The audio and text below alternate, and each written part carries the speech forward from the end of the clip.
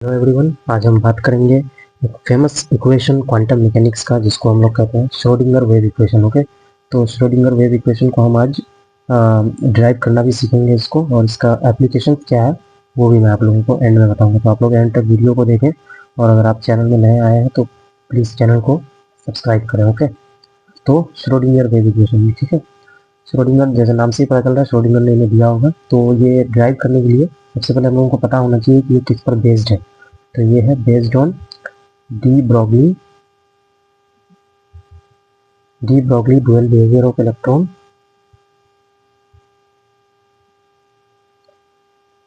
D Broglie dual behaviour of electron और and Heisenberg uncertainty principal.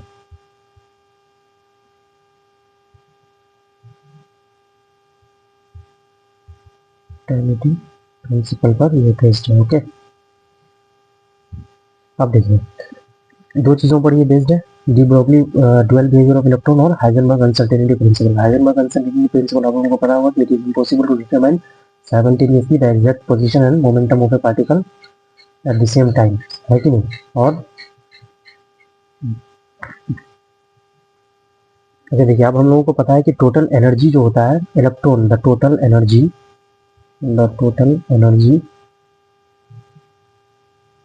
Of electron और any particle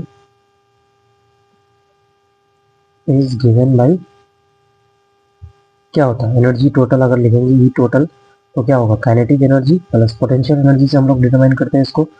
यही दोनों energy का टोटल होता है। कोई भी सिस्टम पार्टिकल का या किसी भी इलेक्ट्रॉन का एनर्जी अगर डिटरमाइन करना होता है तो काइनेटिक एनर्जी हम सबको पता है कि हाफ एम वी स्क्वायर होता है, और पोटेंशियल एनर्जी को हम लोग वी से डिनोट करते हैं, ठीक है। तो इसको हम लोग इक्वेशन 1 मान लेते हैं, ई टोटल ये आ जाएगा।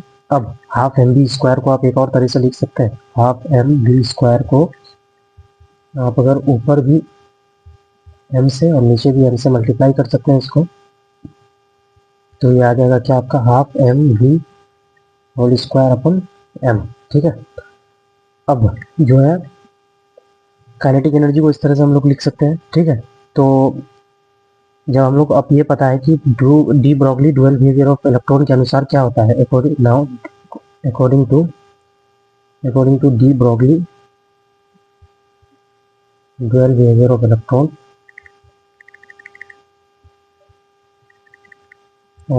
क्या होता है कि एम वी बराबर होता है एच अपॉन लेमडा। ओके, ये आता है एम वी बराबर एच अपॉन लेमडा। अब इस एम वी को हम लोग यहाँ पर इस वाले वैल्यू में पुट करेंगे काइनेटिक एनर्जी वाले इक्वेशन में, तो ये क्या आएगा, यहाँ से ये इक्वेशन बन जाएगा हाफ एम वी स्क्वायर बराबर हो जाएगा एच अपॉन लेमडा का होल स्क्वायर अपॉन 2m हो जाएगा ये, ठीक है। तो ये काइनेटिक एनर्जी बराबर क्या आ जाएगा, h square upon 2 lambda square m, right.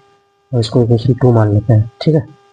अब इक्वेशन 2 को हम लोग इक्वेशन 1 में सब्सटीट्यूट करते हैं, substitute equation 2 in equation 1। Okay, तो हम लोग को क्या मिलेगा, ई बराबर हो जाएगा h square upon 2 lambda square m plus V हो जाएगा ये। अब और h square upon 2 lambda square m बराबर क्या आ जाएगा, ई माइनस वी आ जाएगा। तो लेमडा स्क्वायर यहाँ से हम लोग लिख सकते हैं h square upon 2m into E minus V, right. इसको इक्वेशन 3 मान लेते हैं हम लोग, ठीक है। सॉरी अगर मिस हो गया हो तो यहाँ से आप देख लीजिएगा, ठीक है। ये लेमडा स्क्वायर बराबर h square upon 2m into E minus V हो जाएगा यहाँ से, ठीक है। अब हम लोग चलते हैं नेक्स्ट पेज पे, और यहाँ हम लोग देखते हैं, ठीक है। देखिए अब कोई भी पार्टिकल अगर मूव कर रहा है तो उसका एक एक्सप्रेशन क्या आता है, ठीक है। तो फॉर ए मूविंग पार्टिकल जैसे कि मान लीजिए इलेक्ट्रॉन, लाइक इलेक्ट्रॉन मूविंग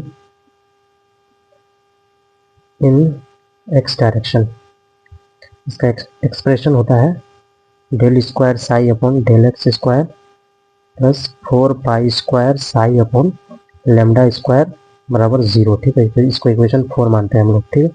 अब जो है इस वाले इक्वेशन को हम लोग इक्वेशन 4 को यहाँ लेमडा स्क्वायर है, यहाँ पर भी आप देख सकते थे, यहाँ पर जो लेमडा स्क्वायर की वैल्यू आई है 3 में, तो सब्सटीट्यूट इक्वेशन 3 इन 4, ठीक है। तो ये क्या हो जाएगा, del square psi upon del x square plus 4 pi square psi, ये हो जाएगा 2m, ऊपर चले जाएगा यहाँ पर 2m into H square into E minus B हो जाएगा, राइट, बराबर 0, ठीक है। अब जो है ये कैसे आया, यहाँ पर आप करके देख लीजिएगा, लेमडा स्क्वायर का वैल्यू यहाँ पर यहाँ से पुट करेंगे हम लोग तो ये वाला वैल्यू आ जाएगा, ठीक है। अब ये जो है मल्टीप्लाई करके क्या आ जाएगा, del square psi upon del x square plus ये मल्टीप्लाई हो जाएगा 8 pi square M upon H square into E minus B psi बराबर ये 0 हो जाएगा, और ये इक्वेशन 5 है, ठीक है।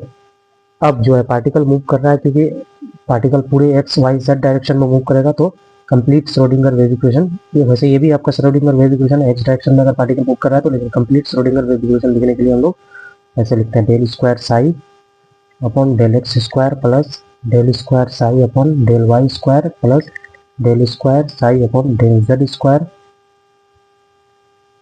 Plus 8 pi square M upon H square into E minus B psi बराबर 0, और ये इक्वेशन 6 को ही हम लोग कहते हैं श्रोडिंगर वेव इक्वेशन।